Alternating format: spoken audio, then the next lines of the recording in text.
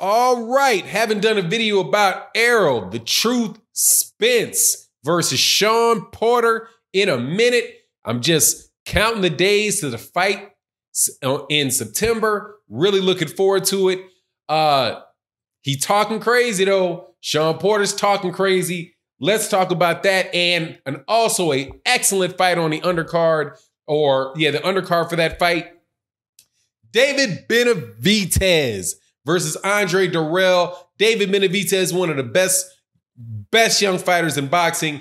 Definitely makes that card something worth paying for. Let's talk about it. Let's talk about it in this video.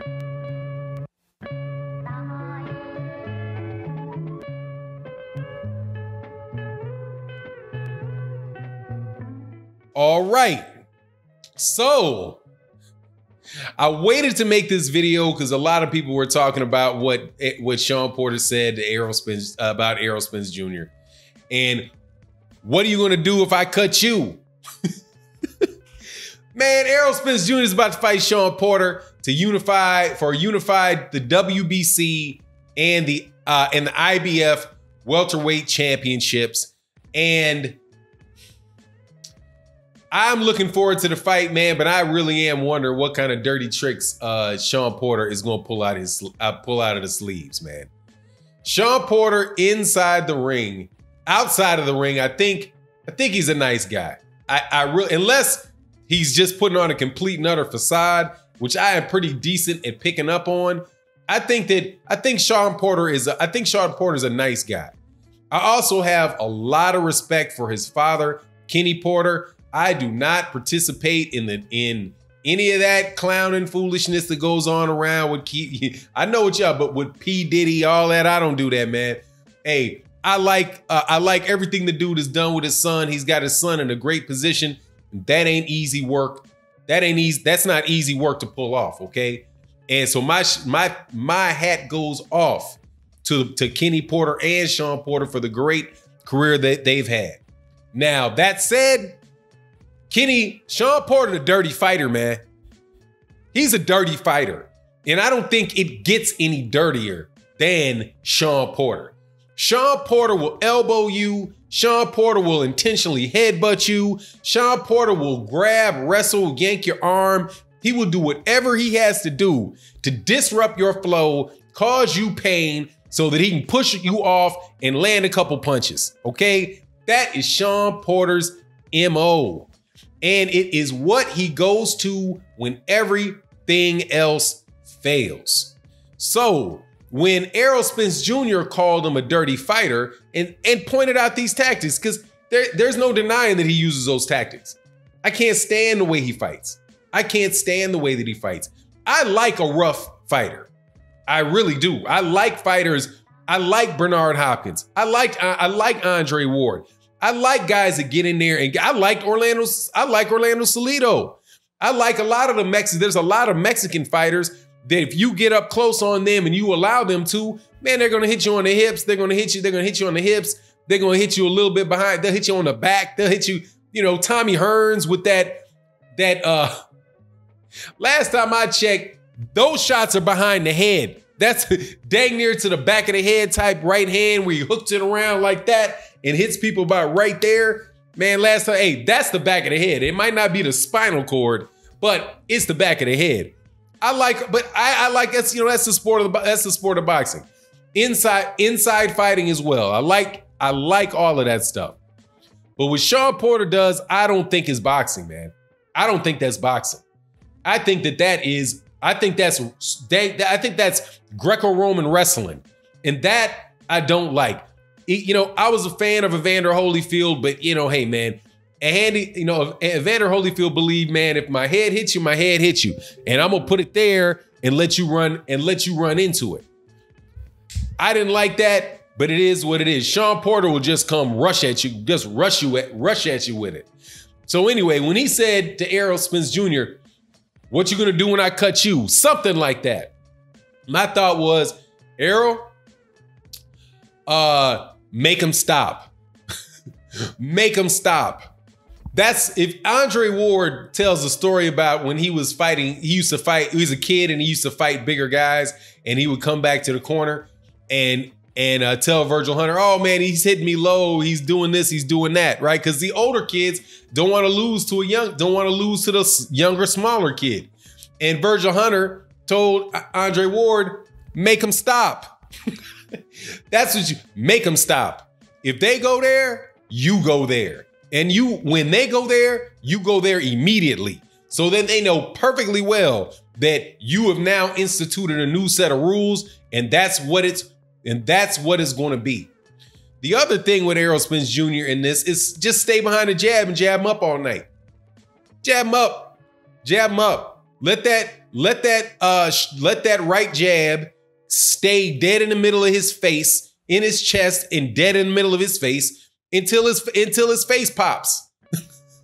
If he's trying to rush in, let him rush into that jab. And when he gets in, do what Kell Brook did. Wrap him up. Just wrap him up and get out of there with a win. Because when you got guys that are like that are like, just are going to be desperate, because this is everything for Shawn Porter. It's everything for Shawn Porter. If Shawn Porter can beat Errol Spence Jr., he is catapulted to, I don't think he's ever going to catapult anywhere, because Shawn Porter is just, it's just an ugly style of fighting. And he really doesn't have a significant fan base, because, hey, man, it's just, some people just ain't, they're not charismatic like that, no matter how hard they try. Screaming, it's showtime, and having one person respond to you about it, man, it tells you right there, man, that style isn't really going to attract people like that. That's something that's pretty much the opposite of Errol Spence Jr. Because you can just watch replay after replay of Errol Spence Jr. and just like, wow, look at all that action, look at the body shots, look at how, intense the fight is, how much pressure he puts on him. And he puts all that pressure and all that intensity in there without wind up having a mug fest, a hug fest and an elbow and headbutt fest. What Shawn Porter did to Andre Berto was absolutely ridiculous. Absolutely ridiculous. I don't see how the guy doesn't get points taken away. But I do suspect in this fight that if he tries that, points will be taken. Because he's against Andre Berto, there's not as much of a financial interest, by the powers that be in Andre Berto's success. It's the same thing goes for Adrian Granado's fight. Same thing went for at the time the Adrian Bronner fight. They're not gonna hold. That's not gonna be as big an issue. But if Derek James and those guys really do point that out and make it an issue with the headbutting and elbows, I'm sure they have a rough that'll hit the pause button on there. But that's what I think Errol Spence really just needs to do. That, I'm sure you want a knockout. That would be great, a spectacular knockout. But just bust his face up.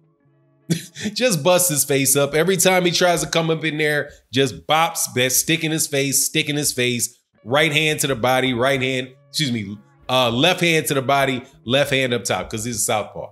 Now, the other thing that's going on with this fight that I'm really looking forward to is David Benavidez, the brother of Jose Benavidez, aka Pegleg Benavidez, that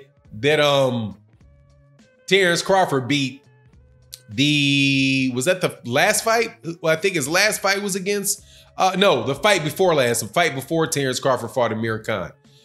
David Benavidez is going to be fighting to regain his WBC 168-pound belt that he had stripped from him because he had tested positive for something, a little dusty that he shouldn't have been involved in. Don't know the story behind that, but he also had issues, promotional issues, all kind of drama, and unfortunately, too much drama in the career of David Benavidez over the last year and a half or so.